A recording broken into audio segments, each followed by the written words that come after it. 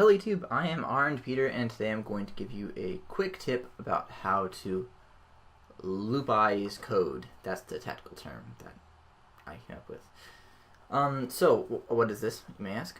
So loopizing code is whenever you have repetitive pieces of code which aren't exactly the same, this is how you throw them into a loop, so that way you don't have to type it out over and over again. And also, if you want to make changes, you don't have to change it to every single one. You can just change it once inside the loop. So that's what we're going to do today, and I find it to be extremely useful. Alright, so here's what we have. We have a turret which has 4 guns associated with it: pistols, machine guns, shotguns, and rifles. And there's it just shoots bullets of each type. And I've gone with the standard bullet colors, Pistols always have red bullets. Machine guns always have green bullets. That's just the way it is. Yeah, not really. So in the turret, I have all the code pretty much. The bullets just move to the right, kind of boringly. And what I have is, in the creation event, I have ammo variables for each gun type. And then in my step event, I have 4 very repetitive sections of code, each associated with a different gun, and we'll look at some of the differences. So all each one of these sections does is it creates a bullet when you press the button, and decreases the ammo by 1. And if you are out of ammo, you're out of luck. No more shooting for you. The aliens will kill you. Alright, so what we want to do is we want to, instead of having this done 4 times, we want to create a loop, like so, and then we want to do one of those in here each time. But there's an issue. These look similar, but they're not exactly the same. They're associated with different keyboard keys, they're associated with different ammo variables, and they're associated with different objects that they're creating. So how do we do this? Well, there's 2 steps. Number 1, you convert your differences into arrays, and number 2, you make it into a loop. That's pretty much the main thing. So I just listed the differences. I'm going to go and do it again. So there's the keyboard, the different objects, and the ammo. Those are the 3 variables we need to put into arrays so we can loop through them. So let's start with the ammo. Instead of calling this ammo, pistol, ammo, machine gun, I'm going to make this an array and start with the first one at ammo 0. Make the second one ammo 1. And by the way, if you're not familiar with arrays, all you do is take a variable name, add square brackets to the end, and put a number in there. And that way you can refer to different variables by the number in the brackets, as opposed to whatever the entire variable name is. But by that I mean I can say ammo 2, and that will be equal to 5. But what makes the arrays different from normal variables is if I say I equals 2, I can actually plug the variable into the array, which I wouldn't be able to do if it was standard naming. One issue that this brings up is I kind of lose some information, so someone just reading this can't really tell which ammo is associated with each thing. But I think I'll get into that later. Yeah, I think I was gonna do it now, but I'm gonna cover it later. If I forget, remind me. Okay, so now that we've done that, we can take everywhere where it says ammo pistol and put ammo 0. And everywhere where it says ammo machine gun, ammo 1. I'll probably skip through this. You got the idea. Alright, there we have it. We have plugged in our array variation of ammo for each of our variables. Now we need to create arrays for our other 2, so our keyboard and the bullets objects. So let's go ahead and start with the keyboard buttons. So I'm going to make some comments here. This is the ammo, and this is the keyboard. So keys 0 is going to be equal to VK numpad 1. I'll make it 0 to match it. Well, no, 1. And then I'll do that a few times and go down 1, 2, 3, and 2, 3, 4. Alright. I said I was going to wait till later, but I think now is late enough. So how do you identify these as different gun types? Well, we're going to use macros. So I'm going to go to resources, define macros, and I'm going to add some. This is very interesting. Okay. So I'm going to type down the name. So the first one I'm going to call pistol, and I'm going to set equal to 0. And then we're going to move on, and I could make the second one called machine gun. And by convention, you usually make macros all caps,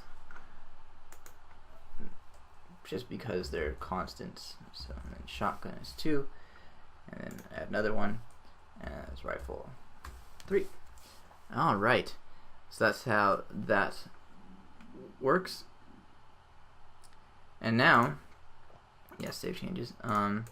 If I were to type down rifle right here, it's highlighted because it's recognized as macro now. And this would, and when I reference it, it's equal to 3. So in here, instead of saying ammo 3, I can say ammo rifle.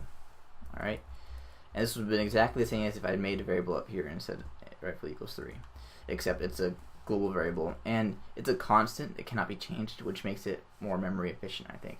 I also like it that highlights.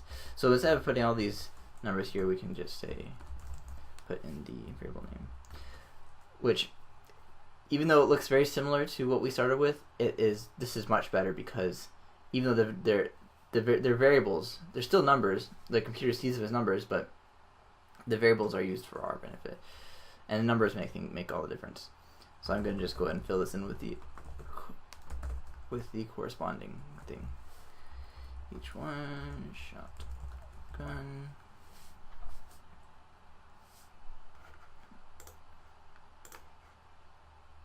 shotgun.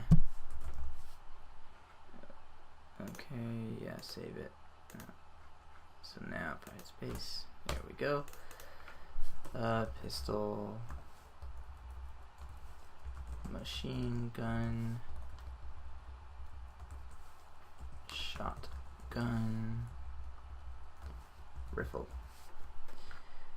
All right, and I'm not going to take the effort to do that up here, but because as you'll see later, this is going to change. All right, so we got our keys taken care of. So we got keys 0 up here, and we're just go through and replace all of them. Keys 1, keys 2, keys 3. All right, that's 2 of our variables down. Now we got to make another one, a very similar array for our objects. Yeah. So our bullet objects. Okay, I really like this because I feel like it's well, for one thing, it's good practice in loops and arrays, which are some of the, I guess, the intermediate things you come across that people kind of start struggling with. So it's nice that you get kind of both those in one package, and they're really intrinsically or fundamentally related. Arrays and loops, I see them. When I teach classes, I like to try and teach these in short together, because I feel that you can really appreciate one much more with the other involved. Alright, shotgun, and the last one was rifle, and we gotta plug in the corresponding names over here.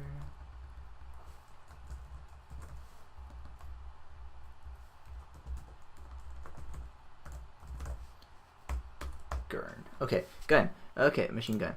Alright, now we have our third array set up, and I can go back and plug it in over here. So,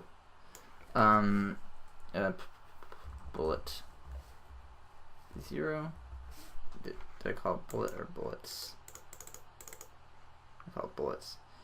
Went by the standard array convention of pluralizing it. I don't always feel like making it plural makes it more easy to understand, but that is the convention in most companies.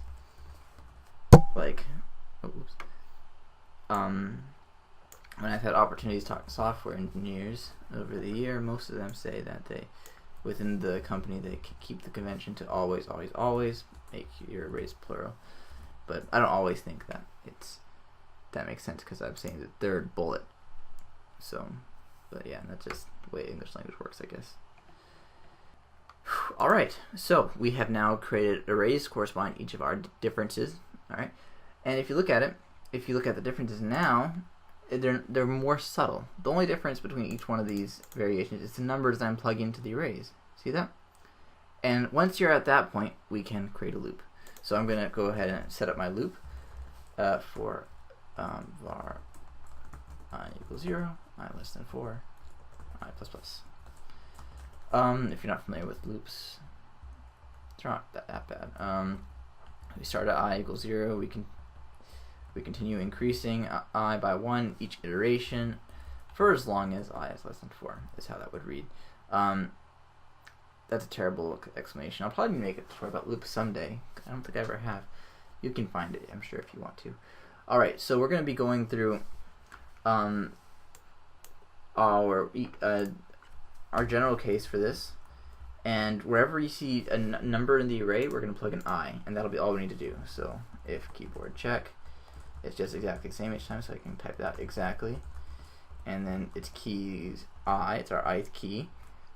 And then I'm going to say and ammo I greater than 0. Alright, and then I'm going to say instance create, still that's exactly the same. XY, they're all created at exactly the same place.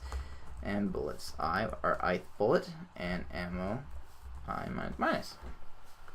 Alright, and I can take that all away, and that is a lot shorter. It's about a fourth shorter actually, because 4 times less code, except for we have these 2 lines added. But this looks so much cleaner. And now if somebody's reading through this, they don't have to, they can immediately pull out differences because it's wherever you have an array with I. And they don't have to read through a big line of code. They can see, okay, this is almost exactly the same repeated 4 times. And also, if you ever want to make any adjustments, let's say you wanted to add cooldown to your guns, which isn't too bad to do. That's probably a good challenge for you, adding cooldown. You can just modify it in this section right here rather than doing the same modification 4 times over. It's less prone to errors this way, because if you did one of the 4 things a little bit differently, it's hard to pull out the error, but less prone to errors this way. So yes, I like this very much. Now if we play it, it should run exactly the same. I probably should have ran it in the beginning to show you how it worked initially, but you'll just have to trust me that it works the same. If I hit 1, I shoot the red pistol bullet. If I hit 2, hit green machine gun bullet. 3 is the blue. That is a shotgun, and 4 is my rifle. And if I hit 1 a bunch of times, I run out of ammo. So it works. Yay! Alright, this has been a fairly long, quick tip. But I hope you found it useful all the same. Loopizing, loopizing is something that I tend to do a lot and find very useful. What do you guys think of this camera setup, by the way? I kind of like being able to do gestures and talk to you guys, but every now and then I forget that there's a camera looking at me, so I kind of will stay off in space like this while I'm talking, or down at my screen, and probably looks awkward in the video. But oh, I'm getting used to it, and I kind of like being able to do gestures and kind of do things and know you guys can see me. I thought it would feel more uncomfortable than it does, but it feels surprisingly natural. So I think I might keep doing this. Anyway, give me your feedback on it. So next time, I'll see you.